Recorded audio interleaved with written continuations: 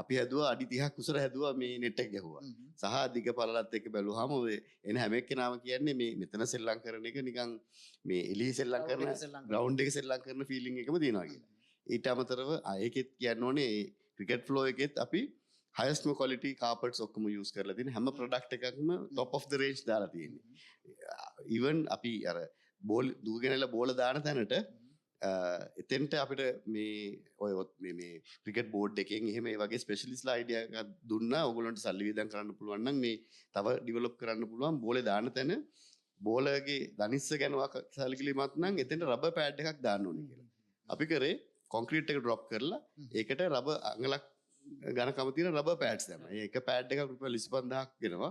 අපි ඒ වගේ 8ක්ද කොහෙද දාලා තියෙනවා. කියන්නේ සල්ලි ගියා කකුලේ තියෙද්දි ඉම්පැක්ට් එක කකුලේ තියෙද්දි දුවගෙන ඇවිල්ලා උඩ පයින්නකොට එයාට දැනෙන්නේ නැහැ ඒ කකුලට අපහසුවක් නැහැ. දැන් ගොඩක් තැන්වල එහෙම නැහැ කියලා අපි කරපු අය කියන්නේ නැහැ මේවා හැමතැනම දාලා නැහැ කියලා. බට් මම කිව්වේ නැහැ. අපි හදන එක ඉන්ටර්නැෂනල් ස්ටෑන්ඩඩ් එකකට හදන්න ඕනේ.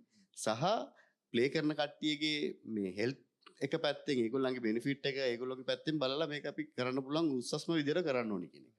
ඒ වගේම බැඩ්මින්ටන් ස්ටේඩියම් එක ගත්තොත් බැඩ්මින්ටන් කෝට්ස් දෙකක් තියෙනවා.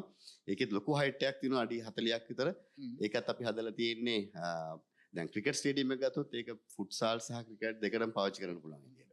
එතකොට කියන්නේ අත දිග ඇරලා ක්‍රිකට් ගහන්න පුළුවන් කකුල් හොඳට ෆුල් කික් කරලා උඩට එනකන් මේ ෆුට්බෝල් ගහන්න පුළුවන්.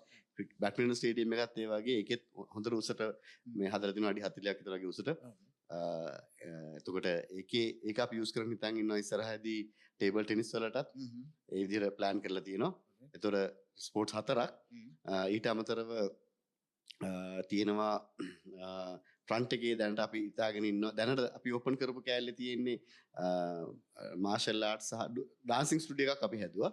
ඒක අපි යූස් කරනවා මාෂල් ආර්ට්ස් සුම්බා සම්බා එරෝබික්ස් ඒ ඕනේ එකට. දැනට ඒක මේ අනිත් කෑලි ටික හදන ෆේස් 1 එක තමයි අපි දැන් ඕපන් කරේ.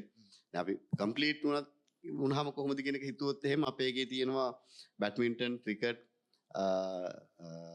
ෆුට්සාල් ඊළඟට ටේබල් ටෙනිස් ෂූටිං ආචරි ෂූටින් තියෙනවා. ෂූටිං තියෙනවා. ෂූටිං සහ ආචරි තියෙනවා. මොකද ෂූටිං සහ ආචරි හොඳ ගේම් එකක්.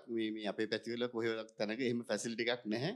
මොකද ඊසිලි ඔලිම්පික් මෙඩල් එකකුත් ගන්න පුළුවන් එක. ඒක ෂූටිං ආචරි ක්ලයිම්බින් වෝල් එකක් තියෙනවා.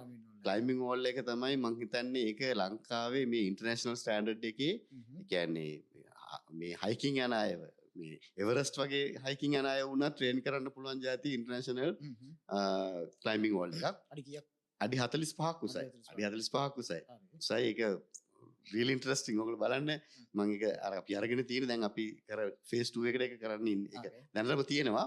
අර ඒ බිල්ඩින් එක ෆේස් 2 එකේ බිල්ඩින් එකට තමයි ඒක අපි ෆික්ස් කරන්නේ. ඒකින්ද තාම ෆික්ස් කරේ නැහැ.